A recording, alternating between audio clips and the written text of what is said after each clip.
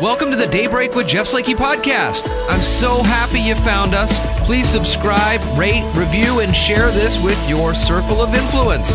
It's a collection of the interviews, news, and conversation during Daybreak with Jeff Slakey on iFiber One News Radio, KMAS, weekdays from 6 to 9.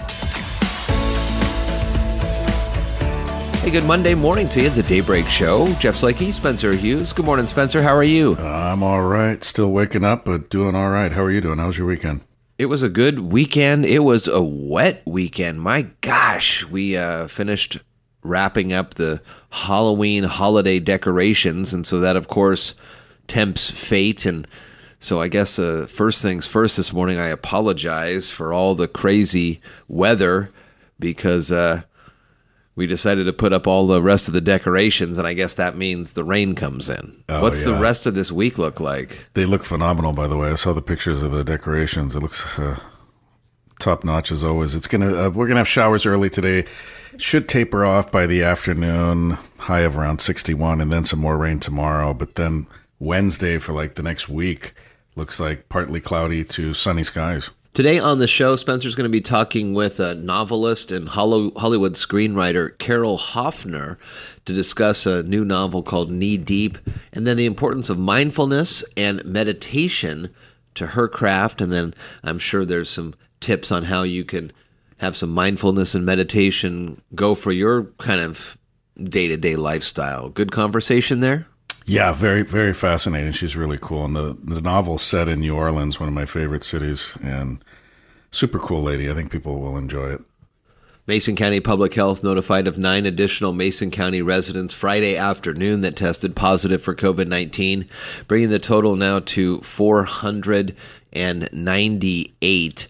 As we look ahead to at the more detailed information from those releases, it doesn't look and appear that anything has come out of that long-term care facility outbreak. New confirmed cases there, 0. We have still 1 person hospitalized outside Mason County. And again, these numbers are as of the last informational release Friday afternoon. The total tests performed 11,900. Please do what you can to help reduce the spread of COVID-19 by wearing a mask and maintaining distance as best as possible. I was doing an event Friday night, and everybody was masked up, and it was just kind of the new normal, kind of the way things are done now. It was thought to be a bigger event, and it traditionally has been. It was Turning Point's Power of the Purse, and traditionally that had been at like the Little Creek and the huge event center, and sure, it slowly got pared down, and well, by the time the event went on, I think there was maybe 8 of us in the building or in the house we were at, and then in the room where we were putting on the event, it was maybe 4. We were all masked, and that's just kind of what you do now. And everybody looks at each other and says, "Smile with your eyes," yep. And then you just kind of go on with how it works. But this is kind of where we're at, right?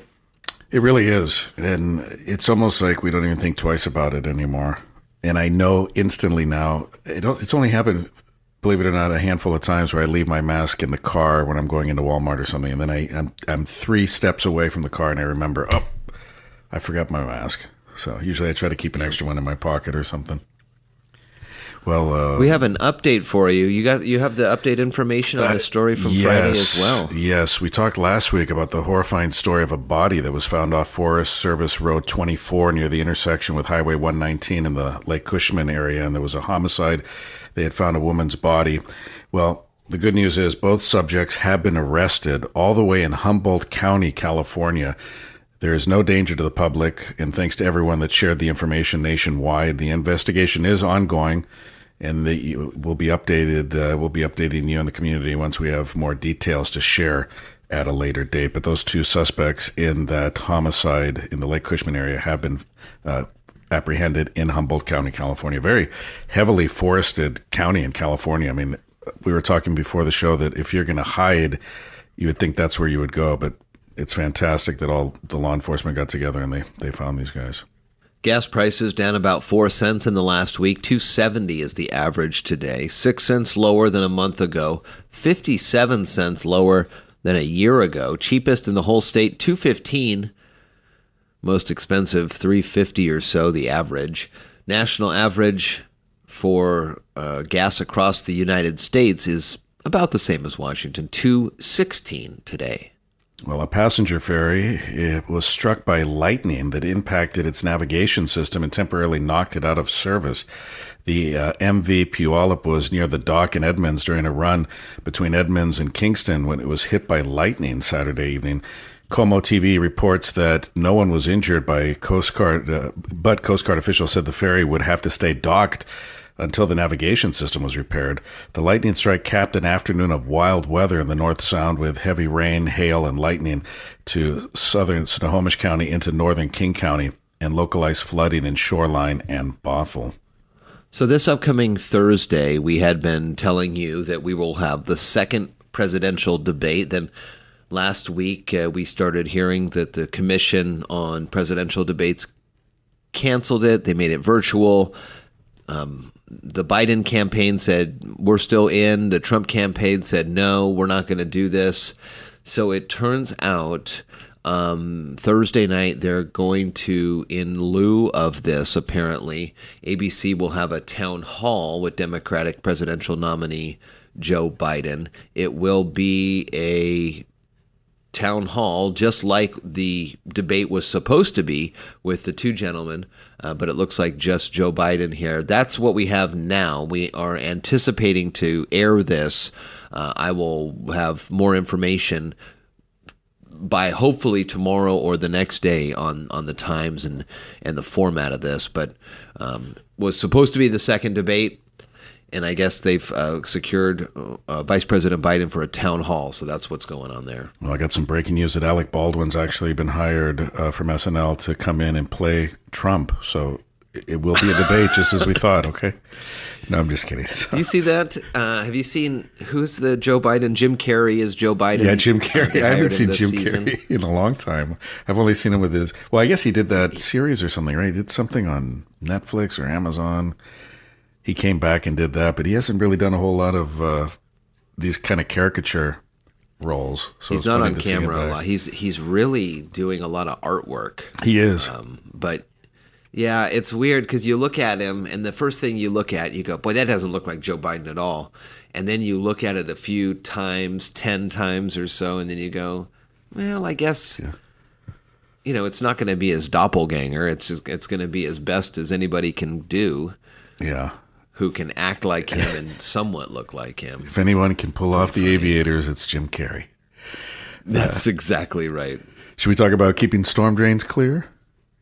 Yeah, let's do that. I mean, this weekend was crazy. Oh, boy, it just dumped down. I mean, that was the hardest rain in a while, obviously, but we'll be getting some more. But it just wasn't stopping, and obviously a lot of falling leaves for a lot of us, and the National Weather Service forecasting significant rainfall before this is over in the next couple of days.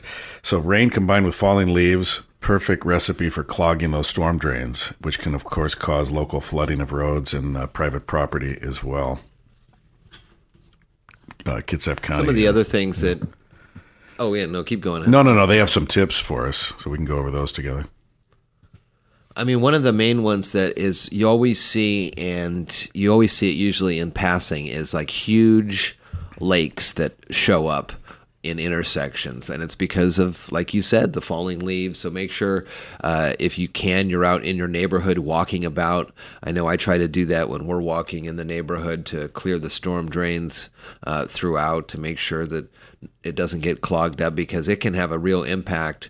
And then when you clear the drains and it starts flowing too, you want to make sure that you're clear on all that stuff. And don't, if it looks deep, super deep, you definitely don't want to wade into it. And that's the same kind of stuff they say about cars with water over the roadway. You just never know. And we always see invariably these videos of cars getting stuck with the water all the way up to the windows because they thought it was, a few inches of water, and it got deeper and deeper. Next thing you know, cars get stranded in there and people get stranded. But try to clean those gutters out. We haven't cleaned ours out in a little while, I admit.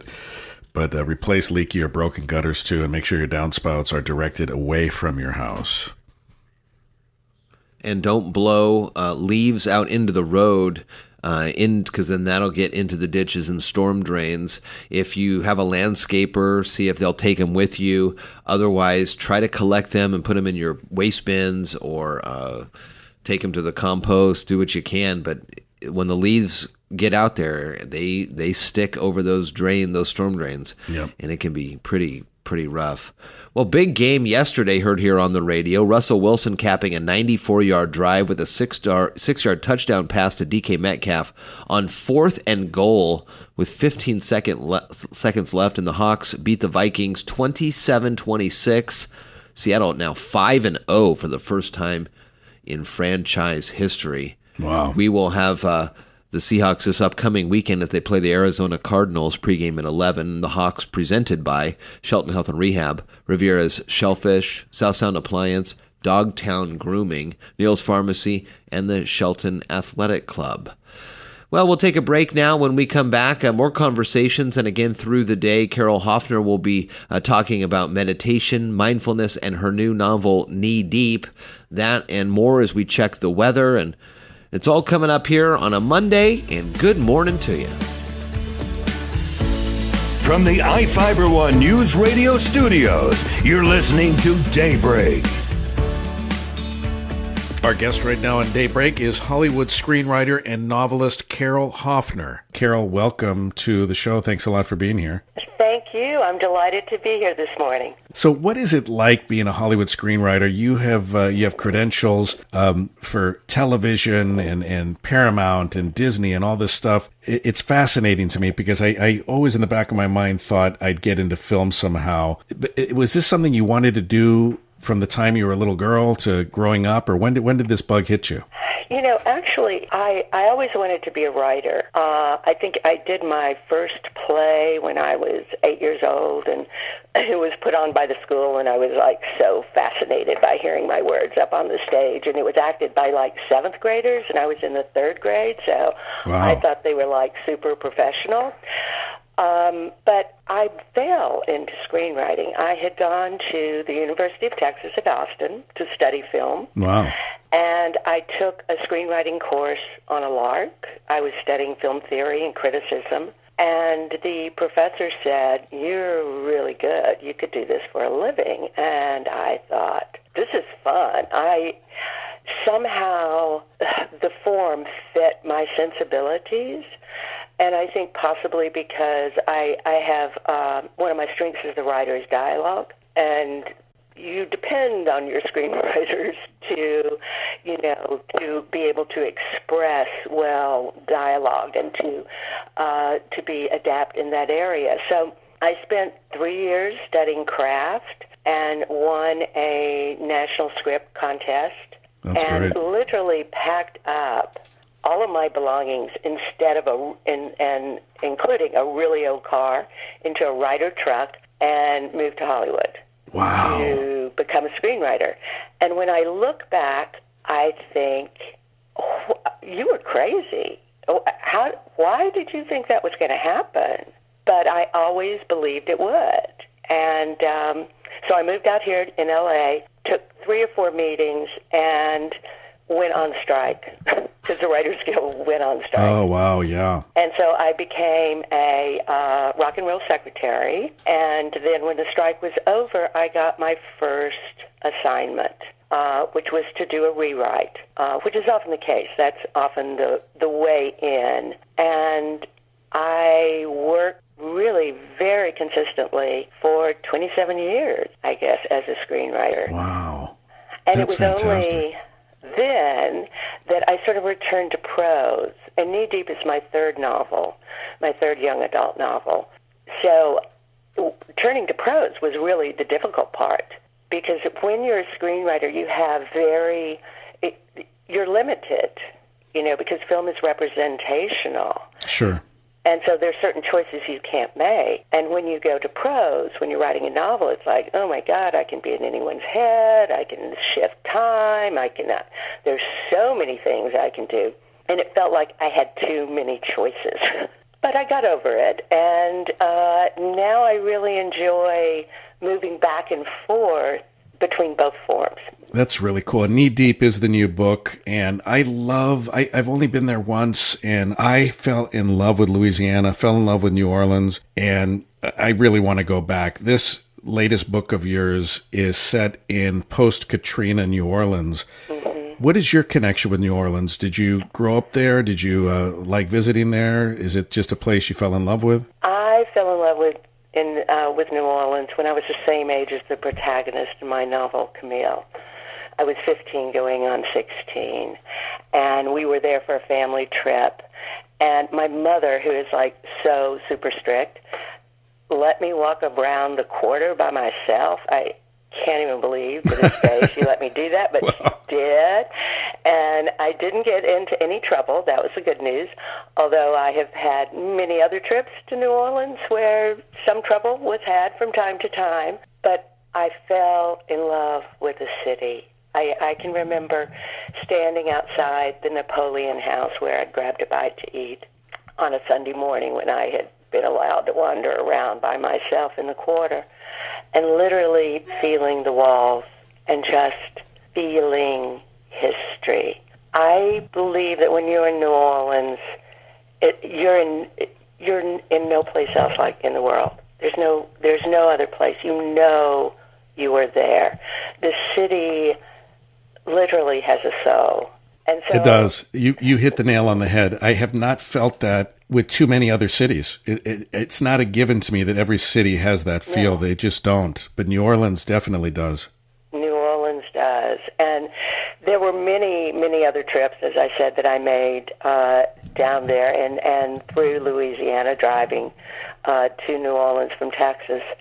And when Katrina hit, I was in L.A. I was a screenwriter working, in the midst of everything. And I was devastated. I spent 5 days on my couch. I wouldn't leave. I was watching CNN 24/7. And to the point that my family was really worried about me. I mean, they were like, you need to turn off the TV. And I was like, I can't. And I knew I wanted to write something. And I took a trip shortly after and toured the city.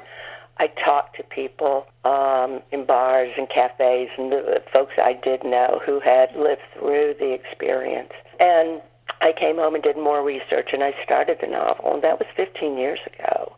Wow. And then I stopped because I realized that I should not be the first one to tell that story, wow. that right belonged to people who had gone through it.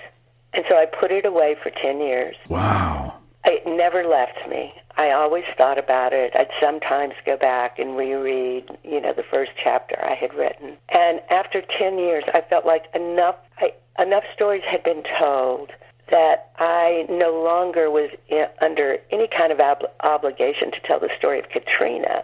I could tell the story of Camille and what she goes through against the backdrop of this natural and unnatural, because a lot of the problems were post-hurricane, so that I could focus on her and not just the hurricane. And so I wrote the novel. I'm finding that millennials are really responding to this in a very deep and personal way. That's great. That's such a big audience, too. It's a very important audience. It is. And I teach, I'm the chair of screenwriting at Loyola Marymount University, which is a top 10 film school in Los Angeles.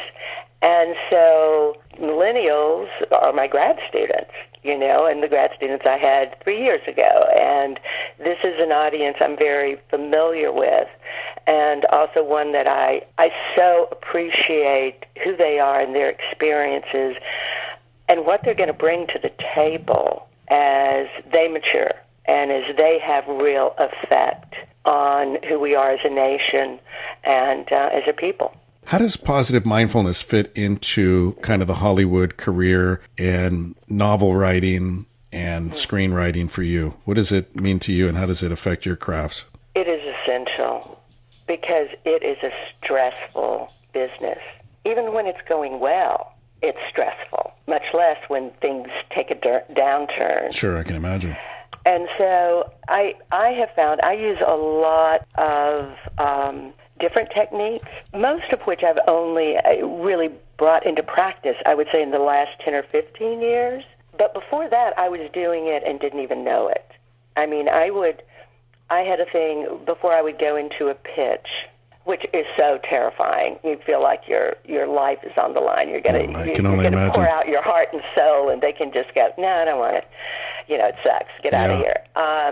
So before, I would stand outside, the office. I'd close my eyes, and I had a mantra that I repeated, which was, they cannot eat my children.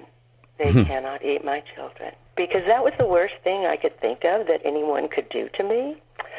And so it's like once I sort of accepted that was not going to happen, I calmed down. That mantra has now been replaced by meditation. I really believe in meditation. I do short. I wish I could say, I meditate an hour a day. I'm so good. I don't. But I meditated before this phone call. Wow. I did a little short meditation, guided meditation on interviews. You looked into me and you said, God, I need all the help I can get with this character. That's right. I mean, I think it's so important. And I talk to my students all the time about going back to the well. Oh, tell me about that. What does that mean? That means that you have to feed your inner life.